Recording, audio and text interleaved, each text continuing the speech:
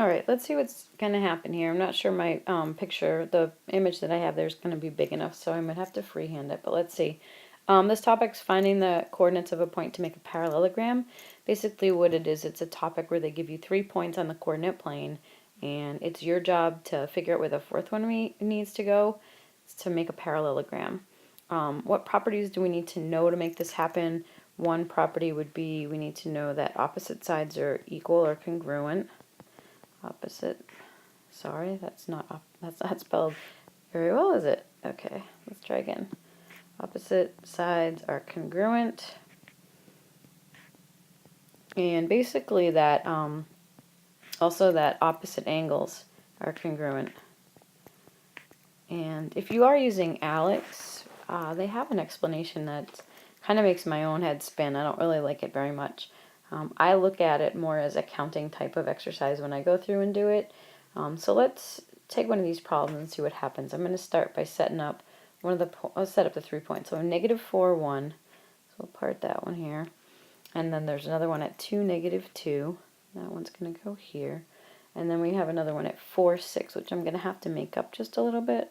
So 4, and then I go up to 6. So we'll say it's like right about here. Okay, so what we're going to do is,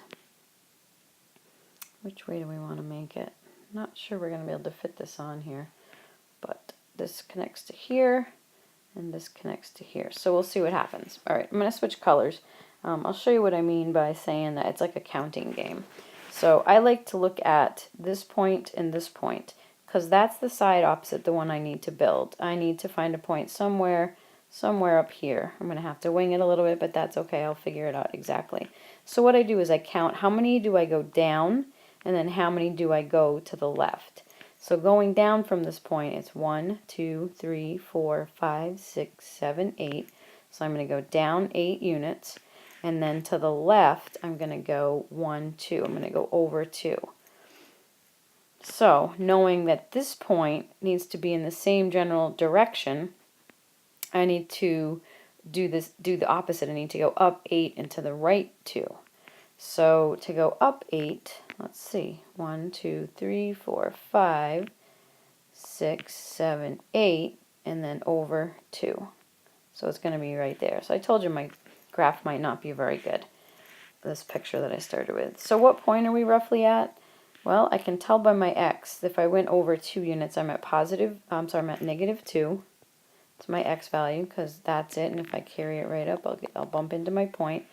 And from here I went up 8, so let's see if that's going to be 6, 7, 8, 9. I'm going to be up at 9.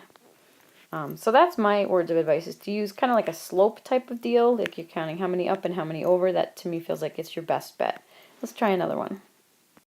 Alright, our second example, we'll say that we have the same deal. We need to find a coordinate of a point to make a parallelogram. So let's take 0, -2. That's going to be one point that they gave us. They also gave us +6, -4. So 6, 1, 2, 3, 4 is going to be down here. And then the third point they give us is +4, +6. So over 4 and up 6. Okay, and for the parallelogram that they have drawn out, they have this. Again, what I would do is figure out, we'll do it in reverse this time. We need to figure out, if we start here, how many up we're going to go and how many to the left we're going to go. Let me change colors just to see if that helps a little bit. Alright, so starting from here, that's at 6. So how many I'm sorry, we're just going to go over 2. So we're going to have to go 2 to the left. And then as far as going up, we're going to go 1, 2, 3, 4, 5, 6, 7, 8, 9, 10. We had to go up 10. So from this point here, to make our third point, to make it a parallelogram, we also need to go up 10 and to the left 2. So from here, we're going to go 1, 2, 3, 4, 5, 6, 7, 8, 9, 10, and then to the left 2. So 1, 2. And there's our point. And so if we wanted to, we could connect it all up. But what we need to do now is figure out what's our coordinate pair up here. So for that, we're at -2 on our x-axis, so that's going to be our x value. Remember, it's always x comma y for an ordered pair. And then for our y value, we went up beyond 5, 6, 7, and 8 is where we are. We're at +8. So again, if you want to draw it in, that's fine. If you're working with Alex, they're not going to ask you to draw it in, but it is kind of satisfying to see it. And let's try one more. All right, for this one, let's say that we have a point at -5, 0, so that's here. We have another point at +5, 2, that's over here, and we have a third point at -7, -6. So I gotta zing out a little bit. That's -6, there's -7, and I need to take it far down as here. So that's that. And then what we have for parallelogram is this guy attached to that, attached to that.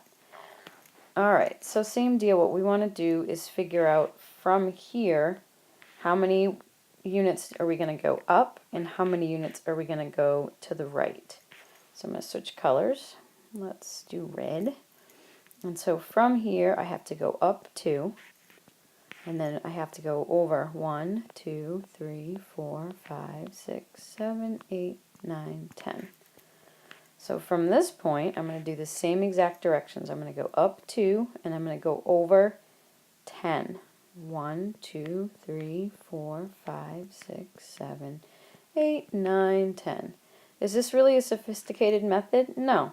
And like I said, I think Alex, if you're using Alex, kind of does, it's, you know, more sophisticated number type method. But to me, if I can look at it and just figure it out without like huge formulas or giving myself a headache, that's exactly what I'm going to use. So now let's just name our point. As an x value for our coordinate pair, we need 3. That's our x value. It's up here. And our y value is down here at -4. All right, I hope that helped.